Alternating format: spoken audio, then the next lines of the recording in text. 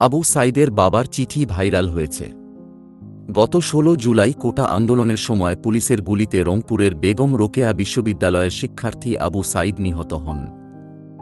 আবু সাইদ নিহতের পর বিভিন্ন মহল থেকে দাবি উঠেছিল আবু সাইদের একটি ভাস্কর্য নির্মাণ করার।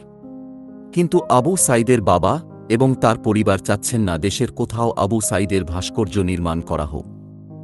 আবু সাইদের বাবা মকবুল হোসেন ভাস্কর্য নির্মাণ না করার অনুরোধ জানিয়ে দেশবাসীর উদ্দেশ্যে একটি খোলা চিঠি দেন। সেই চিঠি সামাজিক যোগাযোগ মাধ্যমে ভাইরাল হয়েছে।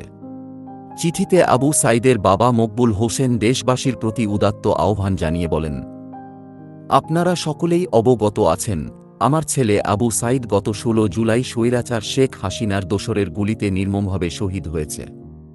সামাজিক যোগাযোগ মাধ্যম ফেসবুকের মাধ্যমে আমরা জানতে পেরেছি কতিপয় কিছু লোক শহীদ আবু সাইদের ভাস্কর্য নির্মাণের উদ্যোগ নিয়েছেন। শহীদ আবু সাইদের প্রতি ভালোবাসা থেকেই আপনারা এমন উদ্যোগ নিয়েছেন বলে আমরা বিশ্বাস করি। আমরা আপনাদের ভালোবাসাকে সম্মান করি। কিন্তু আমার ছেলেটাকে কত কষ্ট দিয়ে হত্যা করা হয়েছে আপনারা দেখেছেন। আমি চাই না আমার ছেলে দুনিয়াতে যেমন কষ্ট পেয়েছে আখিরাতেও তেমন কষ্ট পাক। আমরা মুসলমান, আল্লাহ ও আখিরাতে বিশ্বাস করি।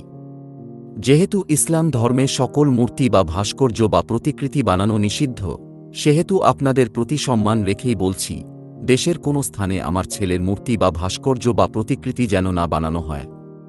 আমি আপনাদের অনুরোধ করছি, আমার ছেলের জন্য যদি কিছু করতেই চান, তাহলে জনকল্যাণমুখী এমন কিছু কাজ করুন যার সওয়াব আবু সাইদ কবরে পাবে।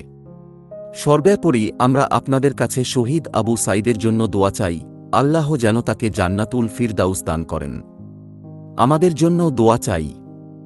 এ প্রসঙ্গে আবু সাইদের বড় ভাই আবু হোসেন বলেন, বাবা ভাস্কর্য না বানানোর জন্য দেশবাসীর কাছে উদাত্ত আহ্বান জানিয়েছেন। ভাস্কর্য বানানো নিয়ে আমরা বিভিন্ন আলেমের সাথে কথা বলেছি। তারা ভাস্কর্য না করার পক্ষে মত দিয়েছেন। আবু সাইদের নামে কোনো ব্রিজ, সড়ক, বিশ্ববিদ্যালয় কিংবা কোনো হলের নাম হতে পারে, কিন্তু ভাস্কর্য না।